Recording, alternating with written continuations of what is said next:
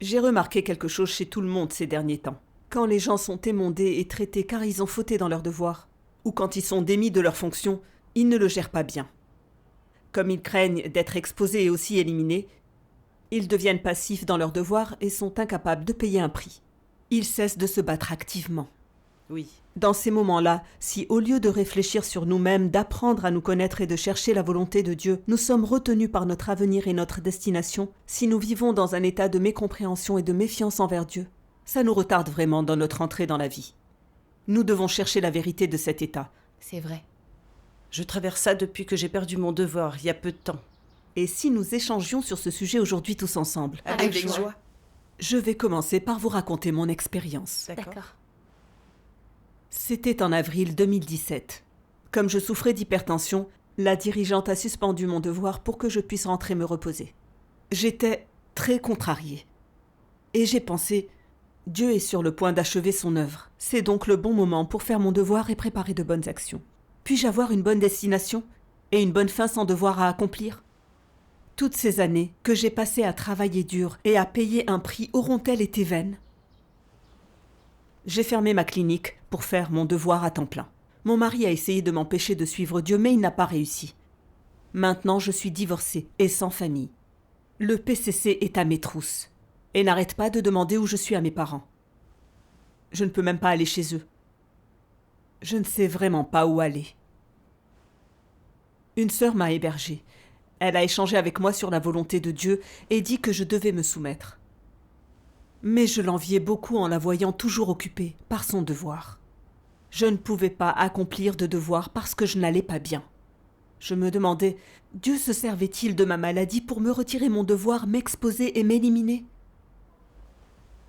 Cette pensée m'engourdissait. J'étais malheureuse et désespérée. Il me venait des mécompréhensions et des plaintes concernant Dieu. J'avais renoncé à tout et beaucoup souffert sans jamais me plaindre. Comment pouvais-je me retrouver à n'être même pas autorisée à faire tout simplement mon devoir? À partir de là, je n'ai plus vraiment réussi à assimiler les paroles de Dieu et je n'ai plus su quoi lui dire quand je priais. J'ai perdu l'appétit et le sommeil. J'étais dans de telles ténèbres que j'ai même songé à chercher un emploi. Me voyant dans cet état, la sœur m'a traitée et m'a dit « Tu ne lis pas vraiment les paroles de Dieu et tu envisages même de gagner de l'argent. Tu as vraiment beaucoup changé. Tu ne cherches pas la vérité. » Ça a été très dur pour moi d'entendre ça. Et j'ai prié Dieu dans ma recherche.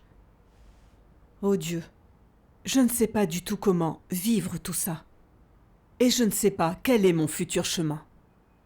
Je vis dans les ténèbres et je suis très malheureuse, s'il te plaît. Éclaire-moi et guide-moi pour que je connaisse ta volonté. Mais alors, comment es-tu sortie de cet état après ça? Pendant les jours suivants, j'ai beaucoup prié et cherché. Et puis un matin, des paroles de Dieu ont subitement jailli dans mon esprit. As-tu le visage de quelqu'un qui pourrait gagner des bénédictions? J'ai vite allumé mon ordinateur pour trouver ces passages. Regardons-les ensemble. Avec joie.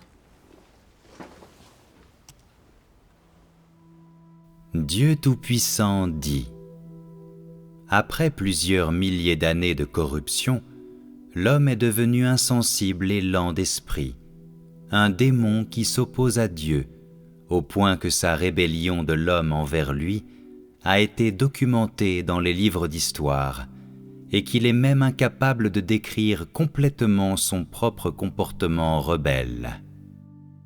Car l'homme a été profondément corrompu par Satan, et si égaré par Satan, qu'il ne sait pas vers où se tourner.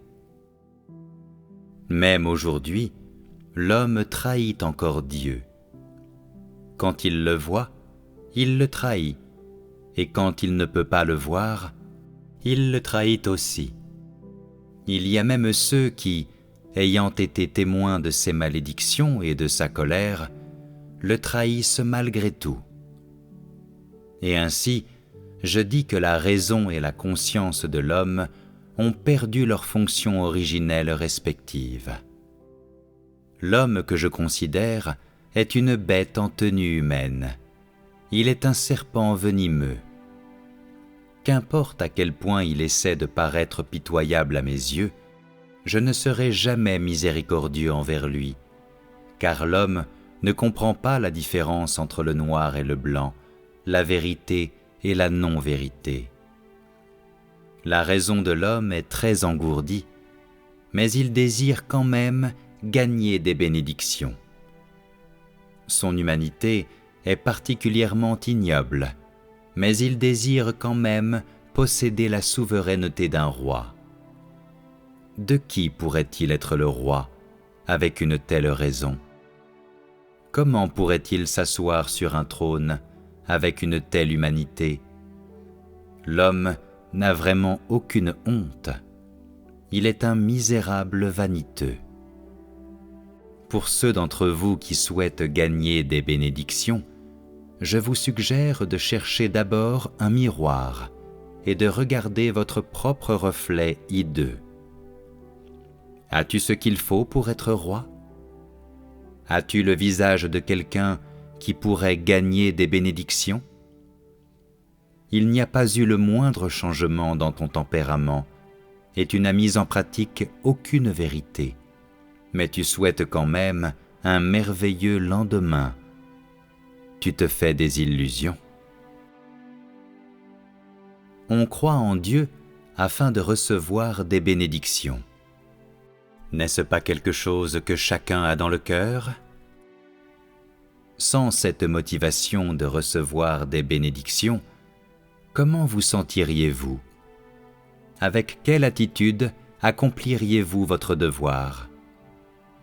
Si l'on se débarrassait de cette motivation, ou si les gens eux-mêmes arrêtaient d'avoir envie d'une chose pour y renoncer ensuite, alors nombre d'entre eux feraient leur devoir sans énergie et auraient le sentiment qu'il est inutile de croire en Dieu.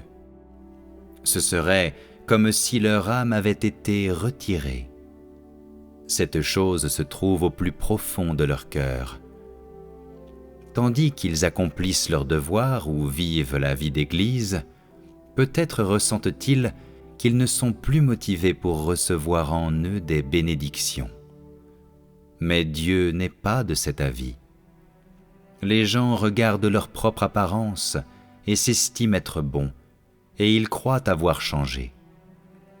Ils pensent qu'ils sont déjà passés de l'étape de la passion à celle de la poursuite de la vérité dans l'accomplissement de leur devoir, qu'ils ne s'appuient plus sur la passion ou sur une impulsion momentanée pour l'accomplir, mais sont capables de poursuivre la vérité et de faire tout leur possible pour accomplir leur devoir à la hauteur des exigences tout au long de son accomplissement, et qu'ils sont constamment en train de se purifier eux-mêmes afin de parvenir à satisfaire la volonté de Dieu et d'être passables comme être créés, et d'être aussi capables de se soumettre quelque peu. Mais quand quelque chose impliquant directement leur destination et leur fin survient, alors le vrai visage des gens se révèle complètement dans la manière dont ils se comportent. Amen. Amen. Les paroles de jugement de Dieu ne m'ont laissé aucun endroit où me cacher. Avant, je savais qu'on ne devait pas avoir la foi que pour les bénédictions. Mais je ne me connaissais pas vraiment moi-même. Cette situation avait complètement mis à nu mon désir d'obtenir des bénédictions. J'avais renoncé à tout au fil des ans. J'avais fermé ma clinique et fait mon devoir dans l'église. J'avais beaucoup souffert et j'étais prête à tout. Parce que je croyais que tous ces sacrifices dans ma foi me permettraient d'obtenir l'approbation et les bénédictions de Dieu et d'avoir une bonne destination. J'étais très motivée dans la réalisation de mon devoir. Maintenant que mon état de santé m'empêchait de faire mon devoir, je croyais avoir perdu ma destination et mes rêves de bénédiction étaient anéantis. J'étais trop déprimée pour continuer. Non seulement je regrettais d'avoir tout abandonné, mais je blâmais Dieu, discutais avec lui et m'opposais à lui.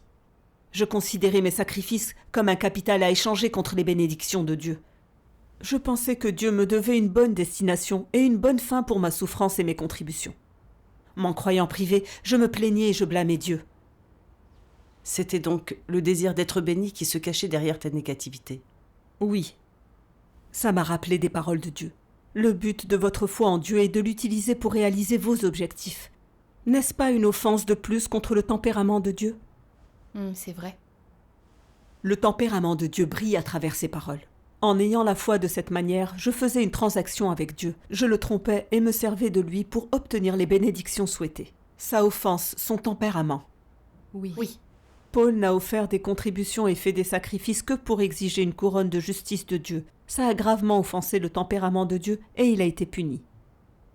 Après avoir fait moi-même quelques sacrifices, j'exigeais des récompenses, de l'approbation et des bénédictions. Quand je n'ai pas obtenu ce que j'espérais, j'ai mal compris et blâmé Dieu, et j'ai même songé à le trahir. Où était ma raison et ma conscience ? Les gens de l'espèce de Satan tels que moi, qui rêvent de bénédictions, n'ont vraiment aucune honte. Oui. Si ma santé ne m'avait pas empêché de faire mon devoir, je n'aurais jamais pu voir que ma recherche dans ma foi était incorrecte. J'aurais sûrement continué à suivre le mauvais chemin. Et puis j'aurais fini exactement comme Paul. Ça m'a un petit peu effrayée.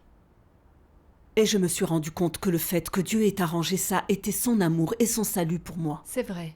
Quand j'ai compris la volonté de Dieu, j'ai été remplie de regrets et de reproches envers moi-même. Je me suis alors mise à prier en pleurant. Ô Dieu, je suis si reconnaissante pour ton salut. Si je n'avais pas été exposée ainsi, je me serais opposée à toi et je serais allée en enfer sans comprendre. Oui. Ô Dieu, je veux me repentir devant toi et ne plus rechercher les bénédictions. Je veux chercher la vérité, m'absoudre de mon tempérament corrompu et vivre une ressemblance humaine. Et alors, comment es-tu entrée après ça? Après ma prière, j'ai lu d'autres paroles de Dieu.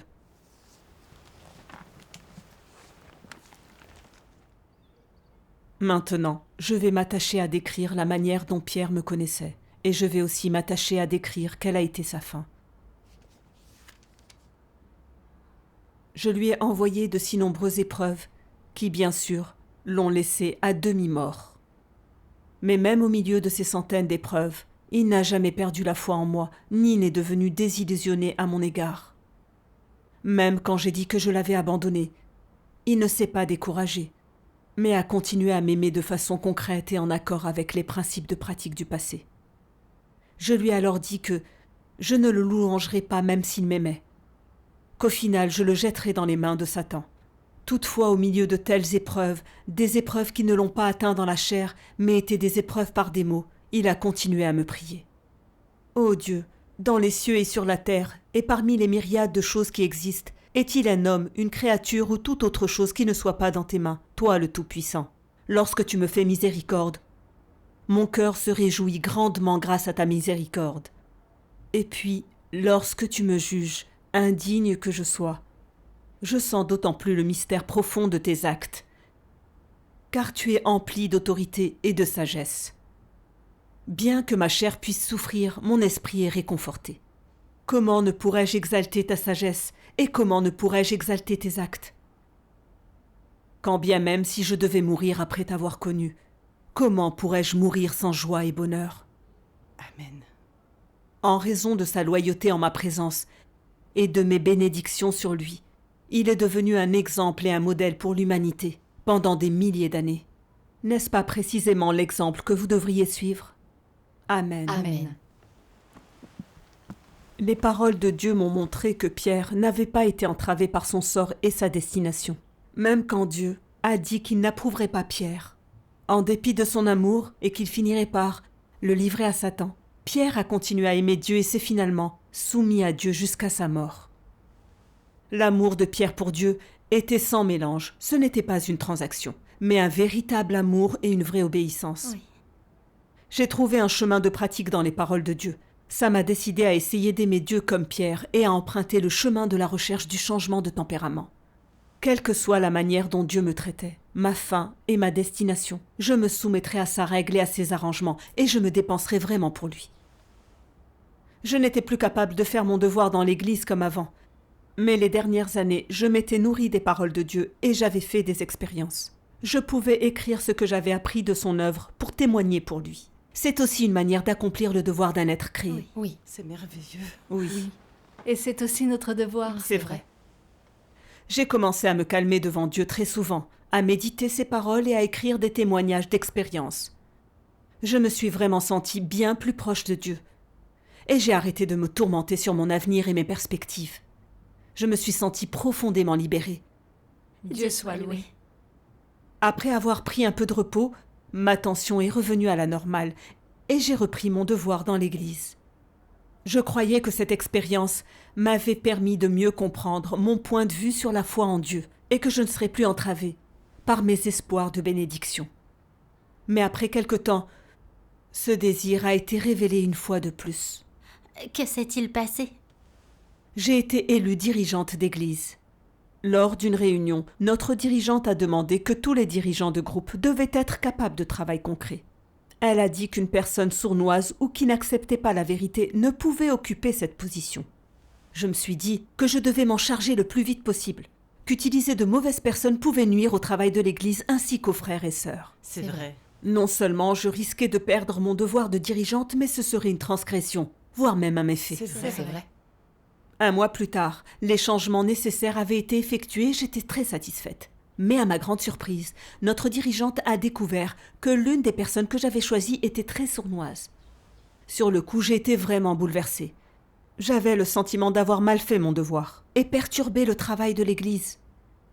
Peu après, des frères et sœurs ont signalé qu'un autre de mes choix était vraiment très arrogant. Il rejetait les suggestions raisonnables des autres, les réprimandait et les étouffait. Il voulait qu'il soit démis de ses fonctions. Voir les problèmes s'amonceler m'a comme paralysée. J'étais très malheureuse. J'avais l'impression que ma compréhension de la vérité était superficielle et que je ne possédais pas la réalité-vérité. Si quelque chose de plus nuisait au travail de l'Église, ce serait un grand mal. Alors mon avenir, mon sort, ma fin et ma destination ne seraient-ils pas anéantis? J'avais l'impression que je devais changer de devoir immédiatement. C'est alors qu'un matin, j'ai eu un vertige. Et j'ai vu que ma tension était bien plus élevée que d'habitude. Je suis allée en parler à notre dirigeante, en espérant qu'elle me confierait un autre devoir, puisque mes problèmes de santé semblaient être en train de réapparaître. Alors je n'aurais plus autant de responsabilités. J'ai dit calmement à la sœur qui travaillait avec moi, « Je suis prête à renoncer à ce poste si c'est nécessaire, pour faire n'importe quel devoir dont je suis capable. » Elle m'a traitée en disant que je faisais preuve de négativité et que je devais réfléchir sur moi-même. Mais vous savez, je ne voulais pas l'accepter. Je pensais que j'étais disposée à obéir et à accomplir tout devoir que je pourrais faire. En quoi était-ce négatif? Mais j'ai songé que Dieu lui avait permis de dire ça. J'ai donc prié Dieu pour qu'il m'accorde son orientation et me permette de connaître mon véritable état. Quelle a été ta compréhension après ça? J'ai ensuite lu ce passage des paroles de Dieu.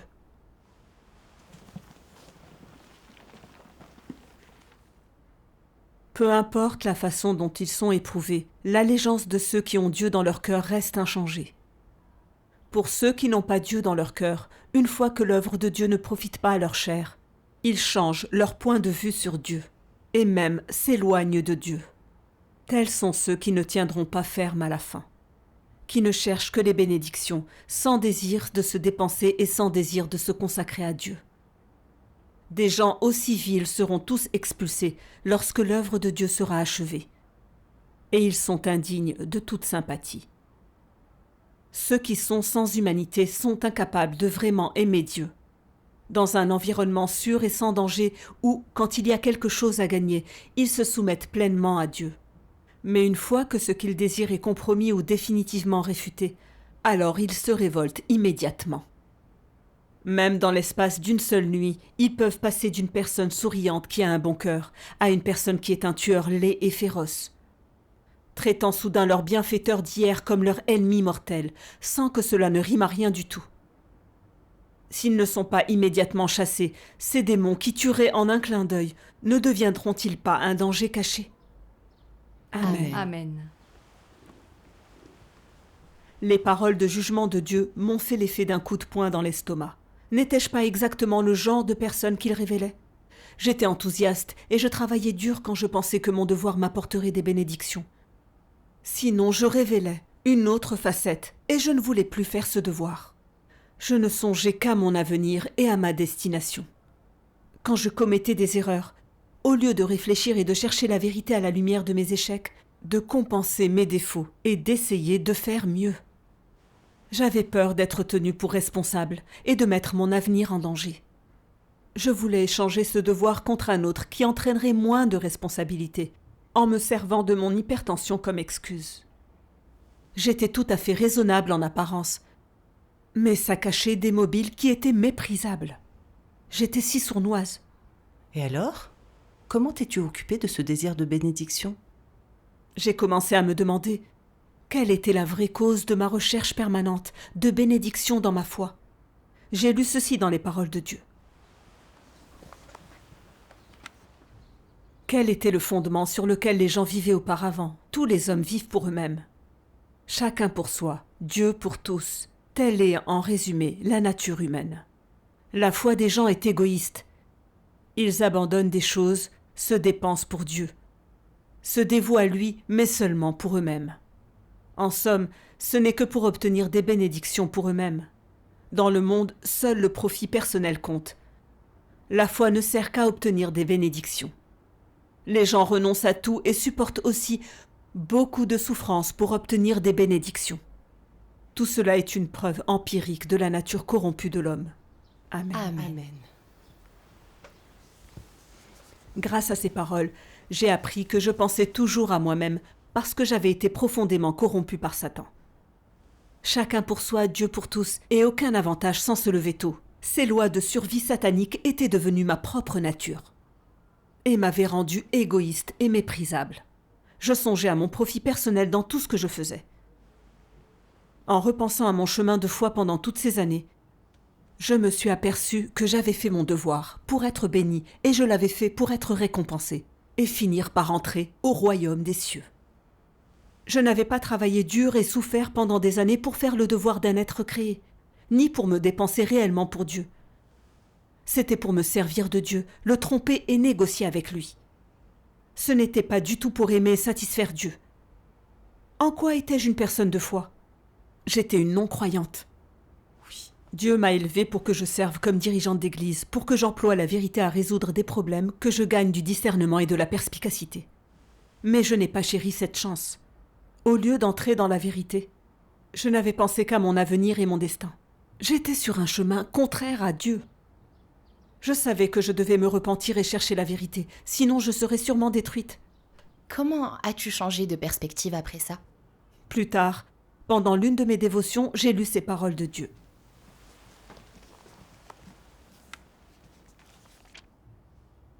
Ce n'est qu'en raison des besoins de l'homme qui est corrompu que le Dieu incarné est venu dans la chair. C'est en raison des besoins de l'homme, non de Dieu. Et tous ses sacrifices et toutes ses souffrances sont pour le bien de l'humanité, et non au bénéfice de Dieu lui-même. Il n'y a pas de pour et contre ni de récompense pour Dieu. Il ne moissonnera pas une future récolte, mais moissonnera ce qui lui est dû depuis le début.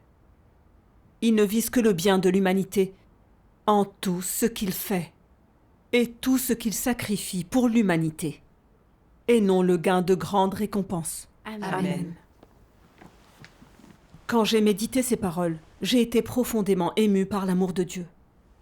Dieu qui est suprême, saint et honorable, est devenu chair 2 fois au prix d'une humiliation et d'une souffrance terrible pour sauver l'humanité corrompue. Le Seigneur Jésus a été crucifié pour racheter l'humanité au prix de sa vie. Dieu Tout-Puissant qui est devenu chair en Chine dans les derniers jours, qui a exprimé des vérités pour purifier et sauver l'homme, a été persécuté et blasphémé par le PCC et le monde religieux.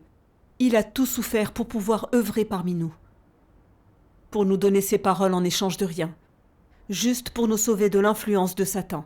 Oui. Dieu a payé de très grands prix pour pouvoir sauver l'humanité, sans se demander s'il y gagnait ou s'il y perdait quelque chose. Il ne nous demande rien en échange. Il n'exige aucune récompense non plus. Son amour est altruiste et véritable. L'essence de Dieu est si belle et bonne. C'est vrai. Quant à moi, je disais que j'avais la foi et que je voulais faire plaisir à Dieu, mais je n'étais pas du tout sincère envers lui.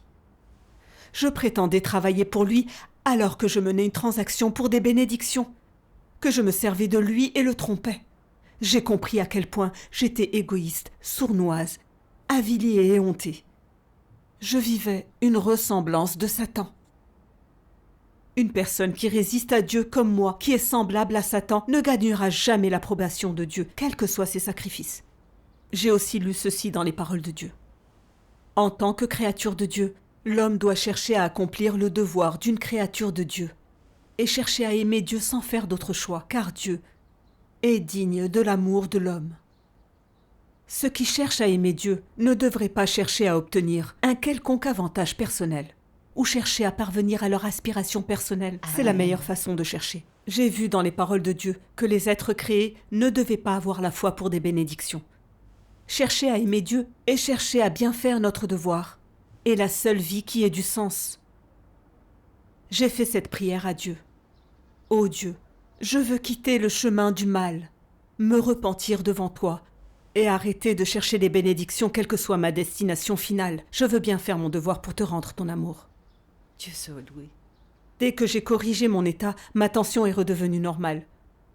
Plus tard, j'ai aussi regardé 2 lectures des paroles de Dieu. Regardons-les ensemble. D'accord.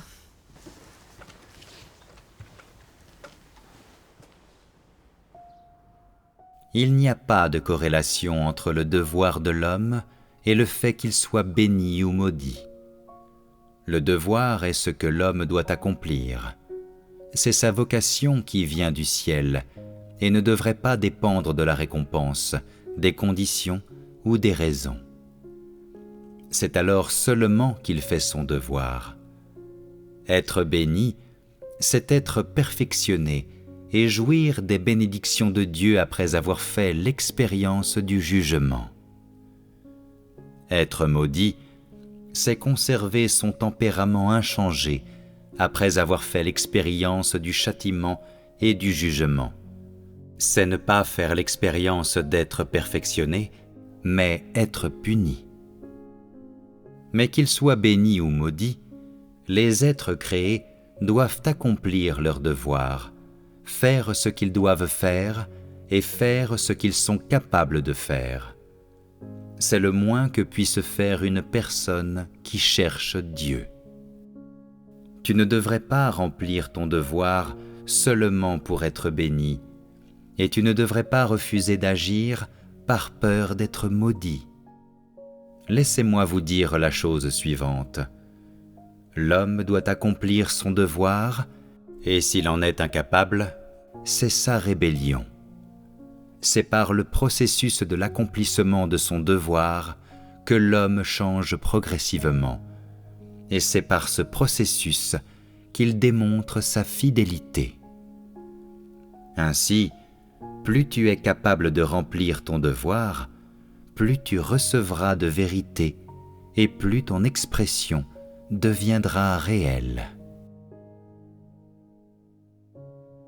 Que les hommes puissent ou non atteindre le salut ne dépend pas du devoir qu'ils remplissent, mais du fait qu'ils aient compris et acquis la vérité, et qu'ils puissent ou non se soumettre aux orchestrations de Dieu et être un être créé sincère. Dieu est juste, et c'est par ce principe qu'il prend la mesure de toute l'humanité. Ce principe est immuable, et tu dois t'en souvenir. Ne songe pas à trouver un autre chemin, ni à poursuivre quelque chose d'irréel. Les normes que Dieu exige de tous ceux qui atteignent le salut sont constantes à jamais. Elles restent les mêmes, qui que tu sois. Amen. Ça m'a aidé à comprendre que notre devoir n'a aucun rapport avec le fait qu'on soit béni ou maudit à la fin. L'essentiel pour être pleinement sauvé, c'est de chercher la vérité et de gagner la vérité et de changer nos tempéraments. Quel devoir je fais et quand je le fais est déterminé par Dieu, Oui. et ma fin et ma destination sont encore plus soumises à la règle et aux arrangements de Dieu. Ce que je dois faire, c'est accepter les orchestrations de Dieu et accomplir mon devoir avec dévouement. Je me suis aussi rendu compte que je n'avais pas la réalité vérité et que je manquais de beaucoup de choses. C'était pour ça que ce devoir avait exposé mes défauts ainsi que mes insuffisances. Chercher la vérité et comprendre et saisir ses principes pouvait corriger mes défauts. et aussi m'aider à progresser dans la vie. Oui. Quand j'ai compris ça, j'ai arrêté de m'inquiéter pour mon avenir et mon destin, et je n'ai plus voulu changer de devoir. J'ai travaillé résolument, cherché la vérité pour affronter les problèmes qui se posaient. Saisi progressivement quelques principes, et peu à peu j'ai commis moins d'erreurs dans mon devoir. Dieu soit loué. Suivre les paroles de Dieu au lieu de chercher des bénédictions dans mon devoir a été très libérateur pour moi. J'ai été bénie et conduite par Dieu, et mes résultats se sont améliorés. Dieu soit loué. Dieu soit loué. C'est une expérience formidable. Renoncer peu à peu au désir de bénédiction, ne pas nous sentir entravés par notre destination, et nous efforcer de faire le devoir d'un être créé, sont les fruits du jugement et du châtiment des paroles de Dieu. Oui. Le jugement et le châtiment des paroles de Dieu sont très utiles à notre progression dans la vie. Oui, Oui, Dieu Dieu soit soit loué. loué. Dieu soit loué.